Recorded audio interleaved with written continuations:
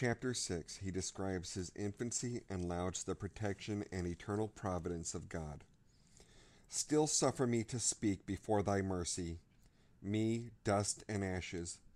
Suffer me to speak, for behold, it is thy mercy I address, and not derisive man. Yet perhaps even thou deridest me. But when thou art turned to me, thou wilt have compassion on me. For what do I wish to say, O Lord my God, but that I know not whence I came hither into this? Shall I call it dying life or living death?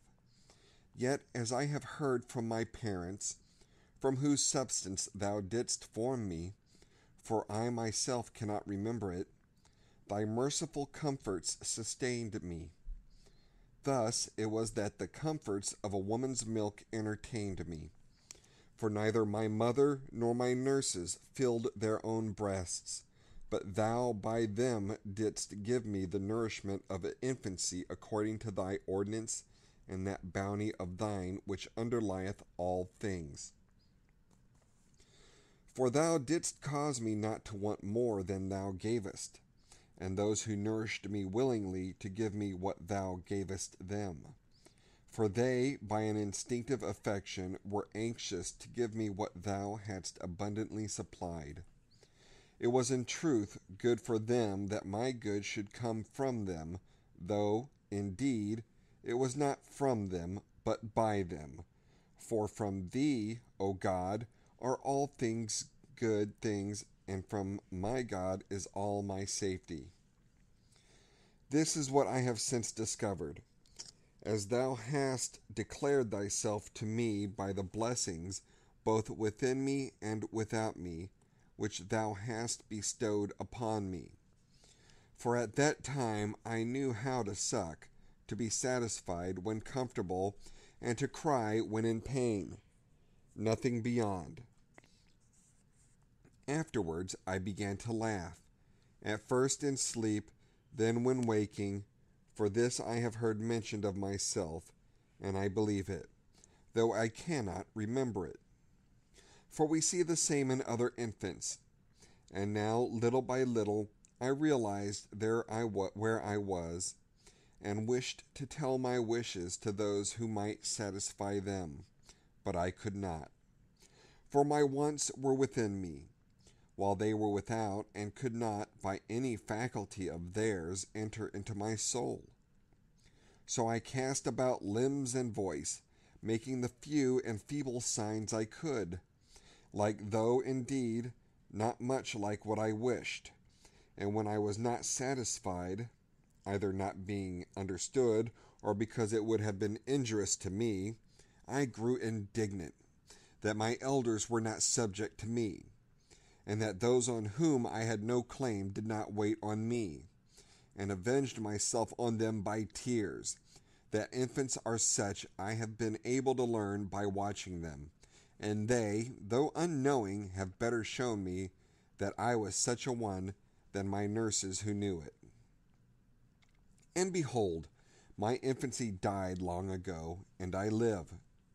But thou, O Lord, who ever livest, and in whom nothing dies, since before the world was, and indeed before all that can be called before, thou existest, and art the God and Lord of all thy creatures, and with thee fixedly abide the causes of all unstable things, the unchanging sources of all things changeable, and the eternal reasons of all things unreasoning and temporal.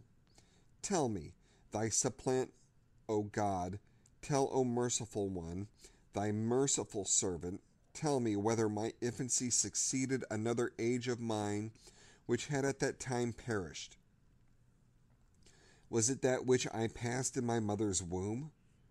For of that something has been made known to me, and I have myself seen women with child. And what, O God, my joy, preceded that life? Was I indeed anywhere or anybody?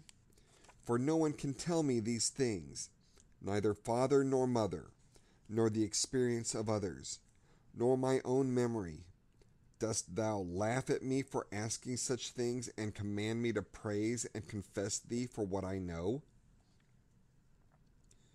I give thanks to thee, Lord of heaven and earth, giving praise to thee for my first being and infancy, of which I have no memory.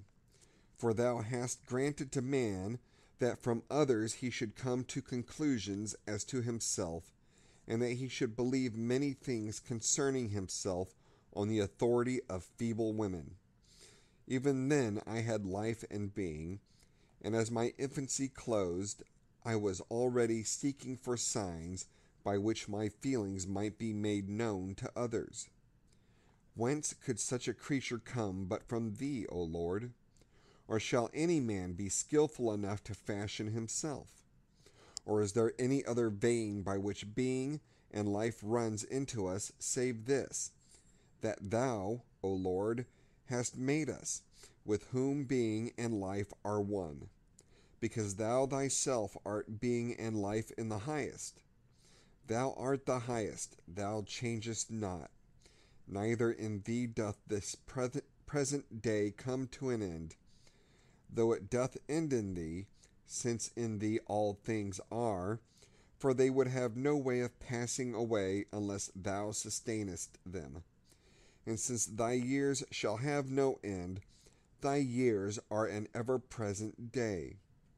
And how many of our fathers' days have passed through this thy day, and received from it their measure and fashion of being? And yet others yet to come shall so receive and pass away. But thou art the same, and all the things of tomorrow, and the days yet to come, and all of yesterday, and the days that are past, thou wilt do today, thou hast done today. What is it to me if any understand not?